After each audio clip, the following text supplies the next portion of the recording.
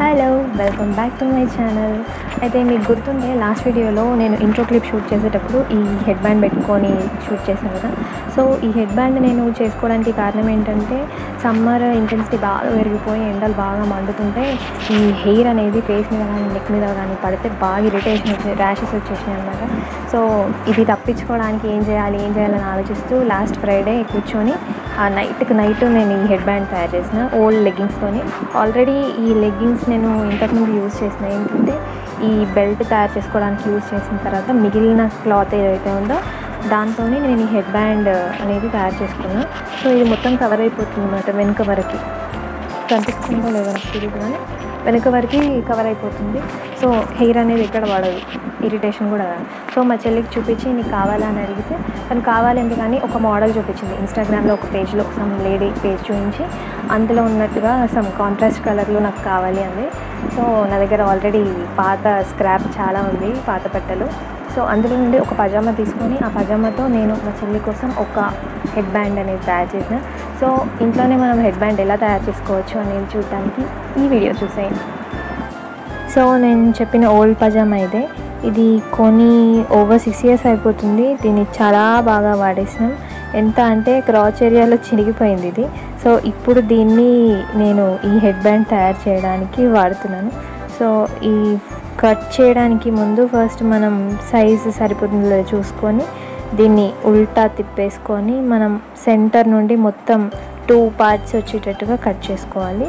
So that మనకి one side of the leg అనేది కంప్లీట్గా యూజ్ అవుతుంది. మనకి ఇంకో పార్ట్ అనేది మనం సేవ్ చేసి పెట్టుకోవచ్చు, ఇంకేదైనా చేసుకోవచ్చు దాంతో. సో ఈ వేస్ట్ బెల్ట్ అనేది సెపరేట్గా కట్ చేస్తున్నాను. So one side of the లెగ్తోని ఇలా మిడిల్లో కట్ చేసుకున్న తర్వాత 2 parts అవుతుంది. వన్ సైడ్ ఆఫ్ ద లెగ్తోని ఇప్పుడు ఈ హెడ్ బ్యాండ్ అనేది తయారు చేసుకోవచ్చు. ఇక్కడ ఏంటంటే నేను ఫస్ట్ ఇది వన్ సైడ్ సరిపోతుందా లేదా అని జస్ట్ ఒకసారి మెషర్ చేసుకున్నాను. తర్వాత మనం ఈ హెడ్ బ్యాండ్ తయారు చేయడానికి 3 parts అనేవి కావాలి. 2 equal parts ఉంటాయి. థర్డ్ పార్ట్ వచ్చి ఈ 2 parts కంటే కూడా కొంచెం చిన్నగా ఉంటుంది. ఫస్ట్ ఆ స్మాలర్ పార్ట్ని కట్ చేసుకుందాం. సో స్మాలర్ పార్ట్ కోసం మనం క్లాత్ని 30/6 centimeters డైమెన్షన్స్లో కట్ చేసుకోవాలి. యాక్చువల్గా నేను ఇక్కడ 30/10 చేసిన, తర్వాత చూస్తే అది కొంచెం ఎక్కువ అనిపించింది. సో నేను ముందే ప్రయర్గా చెప్తున్నాను ఏంటంటే 30/6 సరిపోతుంది. అయితే ఇక్కడ క్లాత్ని నేను 2 fold చేసుకున్నాను కాబట్టి 6 centimeters అంటే 3 centimeters మార్క్ చేసుకొని కట్ చేసుకుంటే ఓపెన్ చేస్తే 6 centimeters అవుతుంది. అండ్ ఇక్కడ కన్ఫ్యూజన్ ఏం లేదు, నాకు కట్ చేయడానికి కన్వీనియంట్ ఉన్న సైడ్ తిప్పేసుకొని ఈ క్లాత్ని కట్ చేస్తున్నాను. సో మనకి 30/6 centimeters డైమెన్షన్లో క్లాత్ ఒక చిన్న పీస్ వచ్చేసింది కాబట్టి మిగిలిన క్లాత్లో 2 పెద్ద పీసెస్ కట్ చేసుకోవాలి ఇంకా. సో దానికోసం డైమెన్షన్స్ ఏంటంటే 50 cm/18 cm డైమెన్షన్స్లో మనం కట్ చేసుకోవాలి. సో 50 అంటే ఎగ్జాక్ట్గా 50 ఉండాల్సిన అవసరం ఏం లేదు. తల మరీ పెద్దగా ఉందనిపిస్తే 50 కట్ చేసుకోవచ్చు, లేదు అంటే 47 cm/18 cm కూడా సరిపోతుంది. సో మధ్యలో ఏం ఫోల్డ్స్ లేకుండా క్లాత్ని సాఫ్ట్గా స్ప్రెడ్ చేసుకొని ఆ తర్వాత మార్క్ చేసుకొని మనకు కావాల్సిన డైమెన్షన్స్లో ఈ లెఫ్ట్ ఓవర్ క్లాత్లో మనం 2 pieces కట్ చేసుకోవాలి. సో ఇక్కడ కూడా నేను కన్వీనియంట్ సైడ్ తిప్పేసుకొని ప్లాంక్ని కట్ చేస్తున్నాను. అయితే ఎప్పుడైనా విడ్త్ అనేది హాఫ్గా కౌంట్ చేసుకొని మనం మార్క్ చేసుకోవాలి. ఎందుకంటే మనం ఈ హెడ్ బ్యాండ్ ప్రిపేర్ చేసేటప్పుడు కూడా ఇది ఇట్లానే ఫోల్డ్ చేసే కొడతాము. సో ఎప్పుడైనా విడ్త్ అనేది హాఫ్ కౌంట్ చేసుకొని, అంటే ఇప్పుడు 6 centimeters అయితే 3 centimeters అని చెప్పా కదా. సో ఇందులో కూడా 18 centimeters అంటే 9 centimeters లెక్కన మనం ఫోల్డ్ చేసుకొని కట్ చేసుకోవాలి. సో ఈ 3 pieces అనేవి రెడీ అయిపోయినాయి. 2 పెద్ద పీసెస్, ఒక చిన్న పీస్. సో దీన్ని నేను ఇప్పుడు ఈ థ్రెడ్ అండ్ నీడిల్తో కుట్టి చూపిస్తాను. సో ఓపెన్ ఎడ్జ్ ఏదైతే ఉందో మనకి లెంత్ వైజ్గా ఆ ఓపెన్ ఎడ్జ్ని పూర్తిగా కుట్టేసుకోవాలి. ఇక్కడ చూపించడం కోసం నేను నీడిల్ అండ్ థ్రెడ్తో చూపిస్తున్నాను, ఎందుకంటే మనం చేయి పైన కూడా కుట్టొచ్చు అని చెప్పడానికి. బట్ నేను మ్యాక్సిమం మెషినే ప్రిఫర్ చేస్తాను, కానీ ఇది చేయితో కూడా మనం కుట్టేసుకోవచ్చు ఈజీగా. బట్ నాకు మిషన్ పైన అయితే మినిట్స్లో అయిపోతుంది.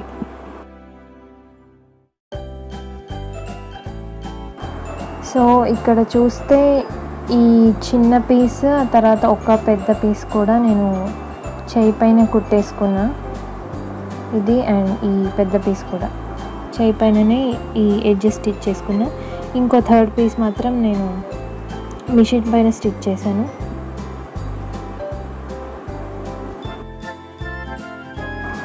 సో ఇప్పుడు ఈ 3 పీసెస్ని కూడా సేఫ్టీ పిన్ ఆర్ ఇంకేదైనా క్లిప్ లాంటిది యూజ్ చేస్తూ దీన్ని ఉల్టా తిప్పేసుకోవాలి. అంటే ఇప్పుడు డిజైన్ పార్ట్ అనేది బయటికి వచ్చేటట్టుగా మనం దీన్ని టర్న్ ఓవర్ చేసుకోవాలి.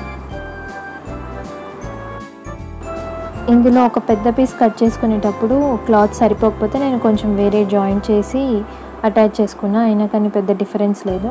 సో ఇక్కడ ఈ 2 పీసెస్ రెడీ అయిపోయినాయి కదా. మనం ఏదైతే జాయింట్ చేసుకున్నామో ఆ పార్ట్ ఇట్లా మిడిల్కి వచ్చేటట్టు మనం దీన్ని పెట్టుకోవాలి. ఇట్లా ఈ 3 పీసెస్ కూడా ఇట్లా మిడిల్ వచ్చేటట్టు పెట్టేసుకొని, యాక్చువల్గా ఇక్కడ ఎలాస్టిక్ అనేది దీనికి చిన్నగా అయినట్టు అనిపించింది. సో దీన్ని మళ్ళీ నేను మరీ పెద్దగా ఉంది కదా, సో దీన్ని చిన్నగా చేసుకుంటున్నాను ఈ ట్యూబ్ని. సో ఇప్పుడు ఇది సరిపోతుంది ఎలాస్టిక్ పెట్టడానికి. దెన్ ఇక్కడ 2 పెద్ద పీసెస్ ఉన్నాయి కదా, వీటిని ఇట్లా ప్లస్ షేప్లో మనం సెట్ చేసుకోవాలి. అయితే ఈ ప్లస్ షేప్లో సెట్ చేసుకున్న తర్వాత కూడా మనకు ఈ స్టిచ్డ్ పార్ట్ ఏదైతే ఉందో, జాయిన్ చేసిన పార్ట్ ఉంది కదా, అవి ఒకదాన్నొకటి ఫేస్ చేస్తూ ఉండాలన్నమాట. సో దీన్ని ఇట్లా తిప్పుకోవాలి. స్టిచ్డ్ పార్ట్ ఎప్పుడైనా ఒకదాన్నొకటి ఫేస్ చేస్తూ ఇట్లా మనం దీన్ని ఫోల్డ్ చేసుకోవాలి. ఇట్లా ఫోల్డ్ చేసుకున్న తర్వాత ఈ 2 ఎడ్జెస్ అనేవి ఒక దగ్గర తీసుకొచ్చి ఇట్లా పిన్అప్ చేసుకోవాలి. తర్వాత దీన్ని స్టిచ్ చేసుకోవాలి. దెన్ ఒక 4 ఇంచ్ ఎలాస్టిక్ కట్ చేసుకొని దీన్ని ఈ చిన్న పీస్ ఏదైతే ఉందో ట్యూబ్ లాగా చేసుకున్నాం కదా, ఆ ట్యూబ్ నుండి పాస్ చేస్తూ 2 ఎండ్స్ అనేవి మనం స్టిచ్ చేసుకోవాలి.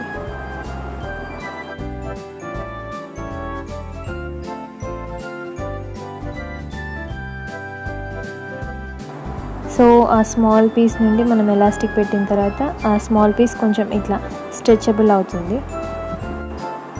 సో ఈ 2 పెద్ద పీసెస్ ఉన్నాయి కదా, వీటి ఎండ్స్ కూడా స్టిచ్ చేసేసుకున్నాను. ఈ ఎలాస్టిక్కి కూడా 2 ఎడ్జెస్ స్టిచ్ చేసుకున్నాను. సో ఈ ఎలాస్టిక్ని మనం ఇప్పుడు ఈ పీసెస్లో ఫోల్డ్ చేసుకోవాలి. ఇట్లా వన్ సైడ్ ఫస్ట్ ఫోల్డ్ చేసి వన్ సైడ్ లోపలికి ఫోల్డ్ చేసుకొని దెన్ ఇంకో సైడ్ కూడా దానిపై నుండి ఫోల్డ్ చేయాలి. ఇట్లా 2 సైడ్స్ మనం ఈ ఎలాస్టిక్ని పెద్ద పీస్లో ఫోల్డ్ చేసుకోవాలి.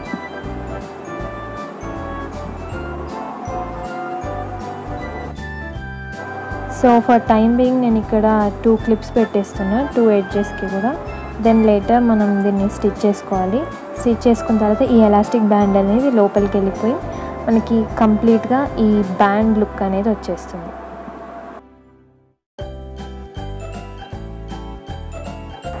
సో ఫైనల్గా బ్యాక్ సైడ్ ఇలా ఎలాస్టిక్ వచ్చి మనకి ఫ్రంట్ సైడ్ ఇట్లా నాట్ లాగా కనిపిస్తుంది అనమాట. ఆ 2 బిగ్ పీసెస్ అనేవి ఫోల్డ్ అయిపోయి సో ఫైనల్గా రెడీ అయిపోయింది మనకి హెడ్ బ్యాండ్.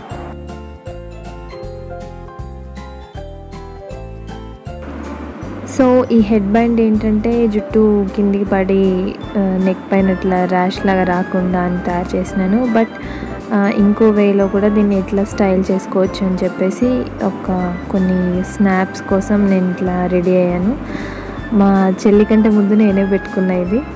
సో ఈ స్నాప్స్ దిగిన తర్వాత ఇది మా చెల్లికి ఇచ్చేస్తాను. సో ఫుల్ కవర్ అయిపోతుంది ఫ్రంట్ అండ్ బ్యాక్.